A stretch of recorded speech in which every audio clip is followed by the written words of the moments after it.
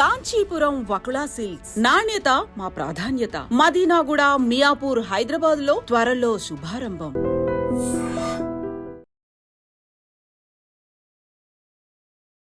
అందరికీ నమస్కారం. నేను Swaroopa Potlapalli. Welcome to trending topic.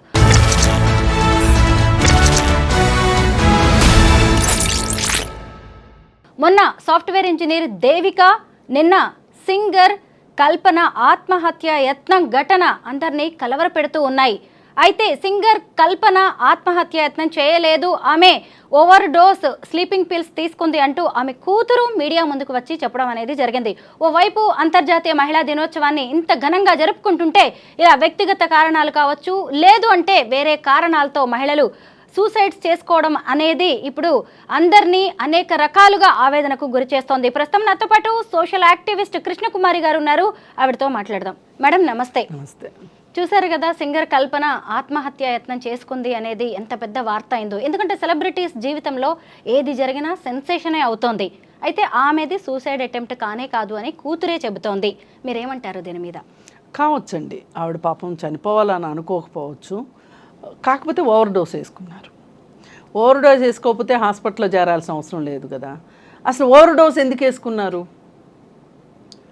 అనేది విషయం. ఆవిడ సింగర్ కల్పన, లేకపోతే మామూలు కల్పన, లేకపోతే ఇంకొకళ్ళ లేకపోతే ఒక మినిస్టరా, ఇక్కడ సంబంధం లేదు. ఆవిడ ఒక మనిషి.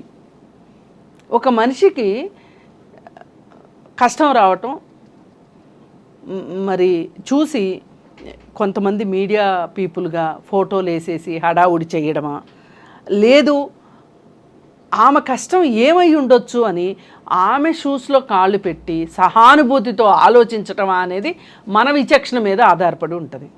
ఇప్పుడు ఆవిడ జీవితంలో చాలా ఒడిదుడుకులు ఉన్నాయి. కల్పన ఆవిడ మంచి సింగర్, డౌటే లేదు. ఎంతటి సింగర్ అంటే బాలసుబ్రహ్మణ్యం గారే ఆమెతో కొన్ని సందర్భాల్లో పోటీ పడలేనంత, అలానే ఆయన కంటే ఈమె గొప్ప సింగర్ అని కాదు, కొన్ని సందర్భాల్లో ఆవిడతో పోటీ పడలేకపోయేవాడు. పాడతా తీగలు చూసేవాళ్ళం మనం. అలాగే కొన్ని స్టేజ్ ప్రోగ్రామ్స్, స్వరాభిషేకం ప్రోగ్రాంలో ఎక్కువగా వాళ్ళిద్దరు కాంబినేషన్ చూసాం. ఎంత పోటీ అంటే ఆ పోటీని తట్టుకోవడం అంత ఈజీ కాదు. ఇంకొక సింగర్ అయితే తట్టుకోగలిగేవాళ్ళు కాదు. చాలా ఎనర్జీ ఉంది ఆవిడ దగ్గర, చాలా ఫైటింగ్ నేచర్ ఉంది. పోరాట పటిమంటారు కదా, యుద్ధం చేసేవాళ్ళనే పోరాటం చేస్తారన్నట్టు. ఏ పని చేసేవాళ్ళు ప్రాణాపాయం అంటే ప్రాణం కంటే ఎక్కువ అన్నట్లు చేసేవాళ్ళు ఎవరైనా పోరాట పటిమ ఉన్నట్లు లెక్క. ఆవిడకి ఆ పోరాట పటిమ ఉంది. పైగా ఆవిడ జీవితంలో చాలా ఒడిదుడుకులు ఉన్నాయి. ఇది ఎంతమందికి ఎంతో తెలుసో తెలియదు కానీ ఒడిదుడుకులు ఉన్నమాట వాస్తవం. ఆవిడ బ్యాలెన్స్ చేసుకోలేక ఆవిడ ఒక రకంగా ఆధ్యాత్మికంలో కూడా వెళ్ళిపోయింది. మతం కూడా మారింది. మతం కూడా మారటమే కాకుండా మత ప్రచారకురాలుగా కూడా మారిపోయింది. ఆవిడ ఇంటర్వ్యూస్ అయ్యి వస్తూ ఉంటాయి. ఆవిడ క్రిస్టియానిటీలోకి మారింది. అంటే ఎంత ఎవ్వరు కూడా సరదాకి మతం మారరండి, ఇది మట్టుకు వాస్తవం. మతం మార్చారు, మత మార్పిళ్ళు అవుతున్నాయి అని గొగ్గోలు పెడతారు కానీ మతం ఎవ్వరూ సరదాకి మారరు. వాళ్ళ పరిస్థితులు, డబ్బులున్న వాళ్ళు కావచ్చు, డబ్బులు లేని వాళ్ళు కావచ్చు, వాళ్ళకి ఎక్కడో ఒక స్వాంతన లభించాలి మతం ద్వారా ప్రతి మనిషికి. ఆ స్వాంతన లభించినప్పుడు మతం మారతారు. ఆ మారాలి అనుకున్నప్పుడు వాళ్ళని ఇన్ఫ్లుయెన్స్ చేసే వాళ్ళని బట్టి ఏ మతంలోకి మారతారనేది మారతారు. అయితే ఆవిడ క్రిస్టియన్ మతంలోకి మారటమే కాకుండా చాలా ఇంటర్వ్యూలు ఇస్తూ ఉండేది. అయితే నాకు అనిపించేది ఏదో ఉంది జీవితంలో, ఆమెకి తట్టుకోలేని బాధలు ఏవో ఉన్నాయి, అందుకే ఆవిడ మతం మారింది అంటే ఒక వెతుకులాట కదా మతం మారటం అంటే. అసలు దేవుణ్ణి అతిగా ఇష్టపడటం అంటేనే ఒక వెతుకులాట. ప్రశాంతత కోసమో, కోరికలు తీర్చుకోవడం కోసం ఇంకోటో. అలాంటిది తను పుట్టిన మతం కాకుండా వేరే మతంలోకి మారింది అంటే తనకి ఎన్ని కష్టాలు ఉన్నాయో మనం అంటే తను హ్యాండిల్ చేయలేని కష్టాలు. అవి ఏంటి అంటే మీరు నేను చెప్పాల్సిన అవసరం లేదు. అసలు మనం ఆ విషయంగా ప్రతి ఇంట్లోనే ఏదో ఒకటి ఉంటుంది. సీత కష్టాలు సీతయి, పీత కష్టాలు పీతయి. మరి ఆవిడ అక్కడి నుంచి మళ్ళీ అసలు మధ్యలో అసలు ఆమె మొత్తం ఈ సంగీత ప్రపంచానికి కూడా దూరంగా వెళ్ళిన తర్వాత మళ్ళీ సంగీత ప్రపంచంలోకి వచ్చారు. వచ్చిన తర్వాత ఇప్పుడు వాళ్ళ అమ్మాయి వచ్చి కేరళ నుంచి వచ్చి వాళ్ళ అమ్మాయి చెప్తుంది ఏంటి అంటే, ఆత్మహత్యాయత్నం కాదు ఇది, మా అమ్మకి నాకు కాస్త నన్ను ఆమె హైదరాబాద్ రమ్మంటుంది, నేను రాను అంటున్నాను, ఆ రిఫ్ట్ నడుస్తూ ఉంది, ఆ సందర్భంలో తను ఓవర్ డోస్ వేసుకుంది అని అన్నది అని అమ్మాయి చెప్పింది. సరే, ఇప్పుడు ఆత్మహత్యాయత్నం చేసిన దానికి ఒత్తిడిని తట్టుకోలేక ఇలాంటి పరిస్థితి రావటానికి చాలా దూరం ఉందని అయితే నేను అనుకోను. ఇంకో 2 ఎక్కువ వేసుకున్నారనుకోండి, వేసుకోకూడదు అసలు. ఒత్తిడిని అధిగమించడానికి ట్యాబ్లెట్ల మీద ఆధారపడటమే రాకూడదు ఒక మనిషికి, అదే వచ్చింది. అందుకోసం ఏంటి అంటే, ఇప్పుడు బయట వ్యక్తులుగా మనం మాట్లాడే కన్నా ఇంట్లో వ్యక్తులు ఆవిడకి అసలు ఆవిడ మనోభావాలు ఏంటి, ఆమె ఎందుకు అంత కష్టపెట్టుకుంది, అంత బాధపడింది, ఇప్పుడు ఆవిడ బాధ్యతలు ఆవిడ ఎంతో కొంత నెరవేరిస్తేనే వీళ్ళు 19 ఏళ్ల దాకానో 20 ఏళ్ల దాకానో వచ్చారు. మరి ఆ వయసుకి వాళ్ళు వచ్చిన తర్వాత వాళ్ళేమి, పిల్లలకు కూడా రెస్పాన్సిబిలిటీస్ ఉంటాయి, కేవలం రైట్సే కాదు, ప్రివిలేజెసే కాదు, రెస్పాన్సిబిలిటీస్ కూడా ఉంటాయి.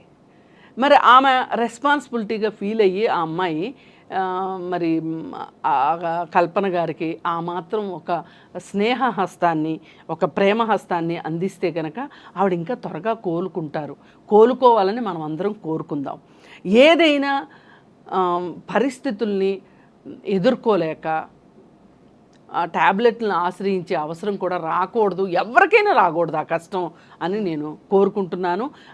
దానికి వేరే మార్గాలు ఉన్నాయి, ఒత్తిడిని అధిగమించడానికి మార్గాలు ఉన్నాయి. ఆ మార్గాల్ని ఎన్నుకోకుండా ఈ మార్గంలోకి వెళ్ళడం. ఇప్పుడు ఆయన ఫోన్ చేశాడు, ఈవిడ ఫోన్ ఎత్తలేదు, ఆయన ఎవరికో ఫోన్ చేశారు అపార్ట్మెంట్ వాళ్ళకి, వాళ్ళు తలుపు బద్దలు కొట్టారు, ఇది గనక ఇంకా లేట్ అయిందనుకోండి, ఏంటి మరి పరిస్థితి? అందుకే మనం 1కి 10 సార్లు ఒక్కసారి మన ప్రాణానికి ఏమన్నా అయ్యింది అంటే కనుక ఏముండదు, ఇంకా మాట్లాడుకోవడానికి ఏముండదు. అందుకే ఆ పరిస్థితి వద్దు అని నేను కోరుకుంటున్నా. ఎవరైనా సరే మీరు ఒత్తిడిని అధిగమించటానికి వేరే మార్గాలు ఏమున్నాయో, మీరు ఎప్పుడైనా సమస్య ఉంది అంటే సమస్య పక్కన పరిష్కారం అనేది ఉంటుంది. దాన్ని మనం వెతకటంలోనే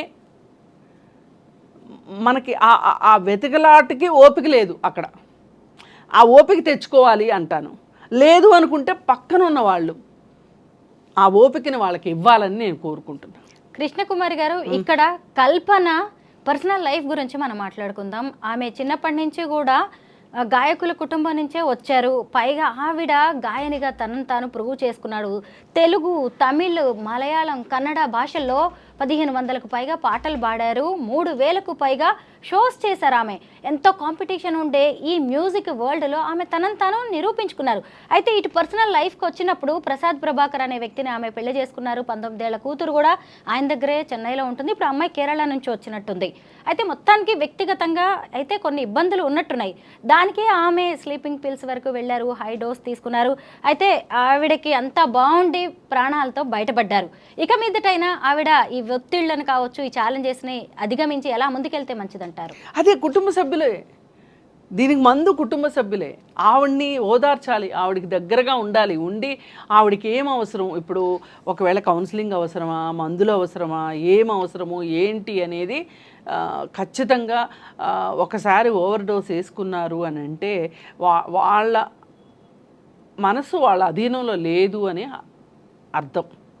ఆ మనసు అధీనంలోకి వచ్చే వరకు కూడా ఇటు భర్త కానీ పిల్లలు కానీ అందరూ ఆవిడకి సహాయ సహకారాలు అందించాల్సిందే. పైగా మీడియా కూడా ఒకంత సంయమనం పాటించాలని నేను కోరుకుంటున్నాను. నిజమే, ఎందుకంటే ఆత్మహత్యాయత్నం అన్నారు.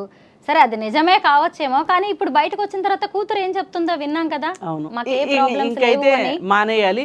పైగా ఇంకొకటి, మీడియాకి తెలియాల్సింది ఏంటి అంటే, తెలియక కాదు తెలిసే చేస్తుంది. కొన్ని మీడియా నామ్స్ ఎథిక్స్ ఇవి ఉంటాయి. ఆ ఎథిక్స్ ఫాలో అవ్వకుండా ఫోటోలు ఎడాపెడా ఎక్కడ నెట్లో ఎక్కడ చూసినా ఫోటోలు దొరుకుతాయి, అవి తీసుకొచ్చేసేసి వేసేయడం అనే దాని మీద ఇప్పుడు ఇవాళ ఫేస్బుక్లో చాలామంది అభ్యంతరం తెలియజేశారు. కొంచెం ఆ విషయంలో సంయమనం పాటించాలని చెప్పి నేను ఛానల్స్ వాళ్ళు కూడా అది అర్థం చేసుకొని వ్యక్తిగత జీవితానికి ఒక విలువ ఇవ్వాలి అని చెప్పి నేను కోరుకుంటున్నాను. అయితే సెలబ్రిటీస్ లైవ్స్ గురించి కూడా మనం మాట్లాడుకోవాలి. ఎందుకంటే సెలబ్రిటీస్, సినీ ప్రముఖుల జీవితాల్లో ఏ చిన్నది జరిగినా, చీమ చిట్టుకుమన్నా కానీ ఓ పెద్ద వార్త అవుతుంది, జనానికి కూడా ఇంట్రెస్ట్ క్రియేట్ అవుతుంది. దాంతో కూడా ఉన్నవి లేనివి కలగాపులగంగా ఎన్నో రకాలుగా చేసేస్తూ ఉంటారు. అయితే ఇలా ఇప్పుడు కల్పన గారికే కాదు, చాలామంది వ్యక్తిగత జీవితంలో ఎన్నో కష్టాలు ఉన్నాయి, ఒడిదుడుకులు ఉన్నాయి, సమస్యలు, సవాళ్ళు ఉన్నాయి. చాలామంది ఇలాగ ఆత్మహత్య లాంటి ఆలోచనలు చేస్తూనే ఉంటారు. వాళ్ళకి ఏం చెప్తారు? ఎవరికైనా ఒకటండి, సినిమా ప్రపంచము మామూలు ప్రపంచము, వాళ్ళు మనుషులే, మనము మనుషులమే. కాకపోతే ఏంటంటే వాళ్ళు ఒక రంగుల ప్రపంచానికి ఎక్స్పోజ్ అవుతారు. వాళ్ళకి చాలామంది ఏం చేస్తారు అంటే వాళ్ళకి నీరాజనాలు పలుకుతూ ఉంటారు. దానికి వాళ్ళు అలవాటైపోతారు. ఇది ఒక ఎడిక్షన్ ఒక రకంగా. ఈ ఎడిక్ట్ అయినప్పుడు ఏం జరుగుతుంది అంటే అది ఏదైనా కాస్త తగ్గింది, మోతాదు తగ్గింది అంటే వాళ్ళలో ఒక రకమైన ఒక ఇన్సెక్యూరిటీ వచ్చేస్తుంది, ఒక ఇన్ఫీరియారిటీ కాంప్లెక్స్ పెరిగిపోతుంది. ఇన్ఫీరియారిటీ కాంప్లెక్స్, ఇన్సెక్యూరిటీ రెండు సిస్టర్స్ అన్నమాట, కవల పిల్లలు అనమాట. ఇన్సెక్యూరిటీ ఉంటే ఇన్ఫీరియారిటీ వస్తుంది, ఇన్ఫీరియారిటీ ఉంటే ఇన్సెక్యూరిటీ వస్తుంది. దీనివల్ల ఏం జరుగుతుందంటే వాళ్ళు ఈ ఒత్తిడిని తట్టుకోవటానికి, అంటే ఒడిదుడుకులు, వాళ్ళ జీవితంలో ఉండే సెలబ్రిటీ జీవితాల్లో వచ్చే ఒడిదుడుకుల్ని వాళ్ళు తట్టుకోలేరు. సక్సెస్ని, అలాగే గ్లామర్ని, రియల్ లైఫ్ని, మూడింటిని వాళ్ళు బ్యాలెన్స్ చేసుకోలేరు. ఎవరైతే బ్యాలెన్స్ చేసుకుంటారో వాళ్ళు తొణకరు బెణకరు. ఇప్పుడు అమితాబ్ బచ్చన్ లాంటి వాళ్ళు ఉన్నారు, వాళ్ళు బెదర్రు. అలాగే పాత హీరోలు ఉన్నారు, నాగేశ్వరరావు గారు, రామారావు గారు, ఇట్లాంటి వాళ్ళు ఎక్కడ ఒక సినిమా పోయినా, కృష్ణ గారికి అల్లూరి సీతారామరాజు తర్వాత 17 ఫ్లాప్లు వచ్చినాయి. 17, 1 కాదు 2 కాదు. ఎట్లా నిలబడ్డారండి తట్టుకుని? ఇప్పుడు వాళ్ళు నిలబడలేకపోతున్నారు. అసలు లాంగ్ కెరీర్ ఉండట్లా ఇప్పుడు వాళ్ళకి. పోరాటం పోరాటం పోరాటం, ఫైటింగ్ ఫైటింగ్. ఈ దీంట్లో ఏమైపోతున్నారంటే వీళ్ళు ఒత్తిడిని అధిగమించడానికి కొంతమంది మద్యపానము, కొంతమంది డ్రగ్స్, కొంతమంది ఏవేవో వ్యాపారాల్లోకి వెళ్ళిపోవటము, అంటే పోయిన చోట వెతుక్కోవాలన్నట్లు, ఇలాంటివన్నీ చేసి చేసి చేసి వాళ్ళు అలసిపోతున్నారు ఒక రకంగా. ఇలా అలసిపోయి ఎక్కడో చోట దొరికిపోతున్నారు వాళ్ళు. ఇప్పుడు పలానా వాళ్ళని పలానా పబ్లో అల్లరి చిల్లరగా చేయటం గురించి ఒక వార్త, పలానా వాళ్ళు గోవాలో డ్రగ్స్ తీసుకుంటూ పట్టుపడ్డారు, లేదు అంటే పలానా వాళ్ళ కారులో డ్రగ్స్ దొరికినాయి. ఇవన్నీ వార్తలు ఇవాళ. ఏంటి ఈ వార్తలకు బేస్ ఏంటి అంటే, అసలు వీళ్ళు ఇలా అవదాలను వచ్చారా ఇక్కడికి? నటిద్దామని వచ్చారు, ఒక గ్లామర్ ఫీల్డ్లోకి గ్లామర్గా ఎదిగిపోవాలని వచ్చారు. కానీ వాస్తవ జీవితంలోకి వచ్చేసరికి లాంగ్ కెరియర్ లేక ఒక ఖర్చులకి, ఒక దీనికి అలవాటు పడిపోతారు వాళ్ళు. ఒక మేకప్కి వీటికి అలవాటు పడిపోతారు, ఒక లైఫ్ స్టైల్కి అలవాటు పడతారు. ఆ లైఫ్ స్టైలు సినిమాలు ఉన్నంతసేపు లైఫ్ స్టైల్ ఉంటుంది. ఆ సినిమాలు ఉన్నప్పుడు వచ్చిన డబ్బుని జాగ్రత్త చేసుకునే వాళ్ళకి ఈ లైఫ్ స్టైల్ని సస్టైన్ చేయగలుగుతారు. ఎవరైతే ఆ డబ్బుని జాగ్రత్త చేసుకోరో వాళ్ళు వాళ్ళ లైఫ్ స్టైల్ని జాగ్రత్త చేసుకోలేరు. మొన్న చంద్రమోహన్ గారిది ఇంటర్వ్యూ చూశాను, పాతదే. చాలామంది ఫెయిల్ అయ్యారు, పెద్ద పెద్ద ఆర్టిస్టులు. ఎస్వి రంగారావు గారి దగ్గర నుంచి, రేలం గారి దగ్గర నుంచి, రాజనాల్ గారి దగ్గర నుంచి వాళ్ళు పిల్లల్ని పెంచే విషయంలో ఫెయిల్ అయ్యారు. వీళ్ళు ఇబ్బడముబ్బడిగా సంపాదించారు, కానీ ఫ్యామిలీ లైఫ్ని బ్యాలెన్స్ చేసుకునే విషయంలో వాళ్ళు నష్టపోయారు, ఒక రకంగా కష్టపడ్డారు అని. అందుకే నేను అసలు మా పిల్లల్ని సినిమా వైపుకి రానివ్వలేదు. నేను చదువుకోవాలి అని ఆ దీంట్లోనే ఉంచాను అని. అట్లా అంటే సక్సెస్కి 100 కథలు ఉంటాయి, ఫెయిల్యూర్కి ఒకటే ఉంటుంది. ఏదన్నా కానివ్వండి, ఎవరన్నా కానివ్వండి, సెలబ్రిటీసే కాదు, సామాన్యమైన మనుషులే కావచ్చు, ఎవరైనా నేర్చుకోవాల్సింది ఏంటి అంటే కాస్త పరిస్థితులు బాగున్నప్పుడు మనం కాస్త తగ్గి ఉండాలి. మనం ఈ సందర్భంగా ఐటీ ఎంప్లాయీ అయిన దేవిక గురించి కూడా మాట్లాడుకోవాలి. భర్తతో గొడవైపోయి ఆమె ఊరేసుకొని చనిపోయింది. అంటే వాళ్ళిద్దరికీ మధ్య గొడవ జరగడం వల్ల ఇద్దరు కూడా ఆమె ఒంటి మీద కొన్ని కమిలిన గాయాలున్నాయి. అంటే గొడవ జరిగి తర్వాత ఆ అమ్మాయి మన బాధ ఎక్కువైపోయి ఆమె సూసైడ్ చేసుకున్నట్టుగా అయితే తెలుస్తోంది. అయితే అత్తింటి ఆరళ్ళు కావచ్చు, లేదంటే వరకట్న వేధింపులు కావచ్చు, అంత చదువుకొని ప్రేమించి పెళ్లి చేసుకొని 6 నెలలు కూడా కాలేదు. అలాంటిది దేవిక ఆత్మహత్య చేసుకోవడం అనే దాన్ని మనం ఎలా చూడాలి? అసలు వాళ్ళ పరిచయమే 6 నెలలు, పెళ్ళై 3 నెలలే. ఆగస్టులో పెళ్ళయింది, ఆగస్టులో 6 నెలలు దాటిపోయింది. అయితే ఇక్కడ చూడాల్సింది ఏంటంటే ఆమెకి అతను కరెక్ట్ మ్యాచ్ కాదు నిజానికి. అంటే correct match in the sense చదువులోనో డబ్బులోనో కాదు. ఆమెకి ఏమైతే ఒక ఆశని కల్పించాడో అతను, మనం హ్యాపీగా ఉంటాము, హ్యాపీగా ఉండటమే మన లక్ష్యం, నేను నిన్ను బాగా చూసుకుంటాను, గుండెల్లో పెట్టుకుని చూసుకుంటాను, ఏవేవో కథలు చెప్పాడు. చెప్తే నిజమని నమ్మింది, పెళ్లి చేసుకుంది. పెళ్లి చేసుకున్న తర్వాత ఆ పెళ్ళి కూడా పెళ్ళికి ముందు ప్రీ వెడ్డింగ్ షూట్స్, గోవాలో పెళ్లి చేసుకోవాలి అనుకోవటము, ఇవన్నీ ఏంటి అంటే అతను ఎప్పుడు కూడా ఎక్కడ ఒకచోట ఆగే మనిషి కాదు అనేది అర్థమవుతుంది మనకి. అంటే అతను వినూత్నంగా ఆలోచిస్తున్నాడు. నా ఫ్రెండ్స్ ఎవరు గోవాలో పెళ్లి చేసుకుని ఉంటారు, నా ఫ్రెండ్స్ అందరిలోకి నేను అధిక్యంగా ఉండాలి, గోవాలో పెళ్లి చేసుకోవాలి, ప్రీ వెడ్డింగ్ షూట్స్, ఆ డాన్స్ ప్రాక్టీస్లు, డాన్సులు, తను పైగా కొంచెం యూట్యూబ్ ఇన్ఫ్లుయెన్సర్ కూడా అని అంటున్నారు దేవిక. ఏం చేసినా ఏదైనా సరే మనకి కొంచెము సమపాళ్ళలో ఉండాలి. ఏదన్నా చెయ్యండి, ఆ సమపాళ్ళల్లో అనే దాని విషయంలో ఇప్పుడు జనరేషన్ మటుకు 100% అట్టర్ ఫ్లాప్ అని చెప్పొచ్చు. ఎక్కడా వాళ్ళకి బంధాలు లేవు, బంధనాలు లేవు, మోరల్ వాల్యూస్ లేవు, చట్టం అంటే గౌరవం లేదు, చట్టం అంటే భయం లేదు, భక్తి లేదు, బంధాలకు విలువ ఇచ్చేది లేదు, ఏమీ లేదు. వాళ్ళు ఇప్పుడు ఏమనుకున్నారు, ఇప్పుడు ఏం చేయాలనుకున్నారు, ఇప్పుడేం కావాలనుకున్నారు, అంతే. వాళ్ళకి ఈ క్షణంలో బతకాలని డిసైడ్ అయ్యారు. ఇందాకే చదివాను నేను, ఎలన్ మస్క్ ఎవరెవరో ఏమేమో చెప్తూ ఉంటారు, అవన్నీ మీకు అవసరం లేదు, మీరేం చేయాలనుకున్నారో అదే చెయ్యండి. మీరు ఇప్పుడు మీకు సంతోషంగా ఉండాలనిపించిందా, సంతోషంగా ఉండండి, మీ సంతోషాన్ని మీరు వెతుక్కోండి. సంతోషాలు ఊరికే వస్తాయండి వెతుక్కోవడానికి? సంతోషం ఇప్పుడు కొనుక్కునే సంతోషం అయితే గనక మనం కొనుక్కోకుండా వచ్చేస్తాం మన దగ్గరికి. కొనుక్కునే సంతోషాలు ఏంటి? బార్కి వెళ్ళడం, పబ్కి వెళ్ళడం, షాపింగ్ చేయటం, హోటల్కి వెళ్ళడం, ఇవి కదా. అది ఇంకా తీరుకుంటే ఆన్లైన్ గేమ్స్ ఆడటం, ఇవన్నీ చేస్తే నీ సంతోషాన్ని నువ్వు వెతుక్కుంటున్నావు. వీటన్నిటికీ ఏంటండి ఏం కావాలంటే డబ్బు కావాలి. నువ్వు ఎవరో చెప్పారని ఆగబాకు, నీకు నచ్చినట్టు నువ్వు ఉండు అని చెప్తున్నాడు సలహా. ఇలాంటి వెధవలు చెప్పే సలహాల వల్లే ఇవాళ జనరేషన్ నష్టపోతుంది. నీ తాహత ఏంటి, నీ లైఫ్ ఏంటి, నీకున్న కమిట్మెంట్స్ ఏంటి, నీకున్న రెస్పాన్సిబిలిటీస్ ఏంటి, అవి చూసుకుని ఆటిల్తోటి నువ్వు జీవితం గడపాలి, ఆటిల నుంచి నువ్వు సంతోషాన్ని పొందాలి. కానీ నీకు తింటానికి మింగ మెతుకులేదు మేసాలకు సంపంగి నూనె అన్నట్లు ఇవాళ ఒక్కొక్కళ్ళు 50,000 ఫోన్లు వాడుతున్నారండి. అతి సామాన్యులు కూడా, యంగ్స్టర్స్ నేను ముఖ్యంగా చెప్పదలుచుకునేది అదేమంటే ఈఎంఐల్లో ఫోన్ వచ్చేస్తుంది. ఈఎంఐలో మటుకు మనం కట్టొద్దా? స్కూటర్కి లోను, ఇంట్లో సామాన్లకు లోను, ఫోన్కు లోను,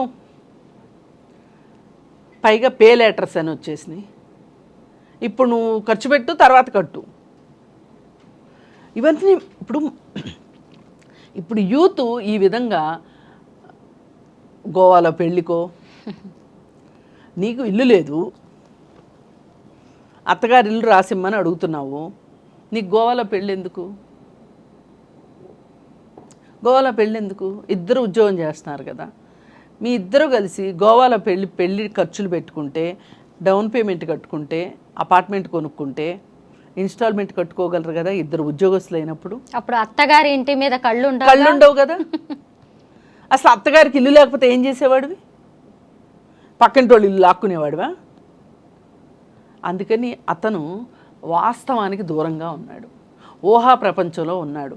ఈ అమ్మాయి కూడా ఎంతో కొంత ఈ సోషల్ మీడియా ఇన్ఫ్లుయెన్స్లో ఈ అమ్మాయి కూడా ఉంది. సరిపోయారు ఇద్దరికిద్దరు. కానీ పెళ్ళయింది. పెళ్ళి జరుగుతున్నంతసేపు, డబ్బులు ఖర్చు అవుతున్నంతసేపు ఏమీ తెలియదు.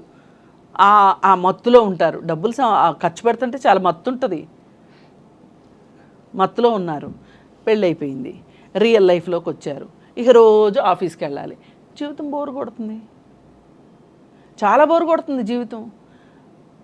రోజు గోవాలో పెళ్లి చేసుకోరు కదా, రోజు ప్రీ వెడ్డింగ్ షూట్స్ ఉండవు కదా, అవి అప్లోడ్ చేసి ఎంతమంది చూశారు, ఎంతమంది లైకులు కొట్టారు, ఇది రోజు ఉండదు కదా. పైగా అమ్మాయిలు కూడా ప్రేమించినప్పుడు అబ్బాయిలు ఎలా నెత్తన పెట్టుకుని చూసారో పెళ్ళాక కూడా అలాగే ఉండాలి, నేను ఏదంటే అదే జరగాలి అనే ఒక మనస్తత్వం కూడా కనిపిస్తుంది అమ్మాయిల్లో. అమ్మాయిల్లో ఏంటండి, ప్రతి మనిషిలోనూ ఉంటుంది. నేను అందుకే ఇక్కడ అబ్బాయే వాస్తవానికి దూరంగా వెళ్ళాడు అనటానికి నాకు మనసు పట్ల, అమ్మాయి కూడా వాస్తవానికి దూరంగానే ఉంది. కాకపోతే మీడియాలో వస్తున్న వార్తలు నాకు మరింత ఆశ్చర్యం కలిగిస్తున్నాయి. రిమోట్ దగ్గర పొట్లాడుకున్నారు అని ఎంత సింప్లిఫై చేస్తున్నారంటే, అతను ఆ అమ్మాయిని ఇల్లు అడిగాడు అనేది పక్కకి వెళ్ళిపోయింది. ఇప్పుడు రిమోటే ఇంపార్టెంట్ అయిపోయింది. ఇప్పుడు ఇది తప్పు అంటాను నేను. మీడియా ఉన్నది ఉన్నట్టు చూపించాలి. ఇప్పుడు ఇందాక నుంచి మనం మాట్లాడుకున్నది వాస్తవంగా వచ్చిన కథనాలను బట్టి మనము అంచనాతో మనం మాట్లాడుతున్నాం. ఏమంటే రిమోట్ కోసం తగదబడి ఆత్మహత్య చేసుకుంటుందా అండి? నాకు అర్థం కావట్లేదు. నాకు ఇతని తోడు నా వల్ల కావట్లేదు, ఏం చేయాలో అర్థం కావట్లేదు అని చెప్పి ఒక ఫ్రెండ్కి మెసేజ్ పెట్టిందంట. ఓకే, మొన్న ఇప్పుడు నిన్నొచ్చింది ఒక వార్త బయటికి. ఏంటి అంటే, ఒక సాఫ్ట్వేర్ ఇంజనీరు, అతని పేరు అక్కుల్లో ఏదో ఉందండి, అతుల్ సుభాష్ ఇంకొక అతను కూడా సూసైడ్ చేసుకున్నాడు భార్య పెట్టే కష్టాలకి అని. వెంటనే హడావుడి చేశారు. అసలు మగవాళ్ళ హక్కులు అని అదని ఇదని హడావుడి చేశారు. తీరా చూస్తే తేలింది ఏంటి అంటే, ఈ అమ్మాయి, ఈ చనిపోయిన అతని భార్య చనిపోయిన అతని సిస్టర్కి మెసేజ్లు పెట్టింది. వాళ్ళ తండ్రికి బాగలేకపోతే పుట్టింటికి వెళ్ళిందంట. వీడు ఫుల్గా తాగేసి వీడియో కాల్ చేసి, నేను ఒక కుర్చీలో కూర్చొని నేను ఊరేసుకోబోతున్నానని ఈ అమ్మాయిని బెదిరిస్తున్నాడంట.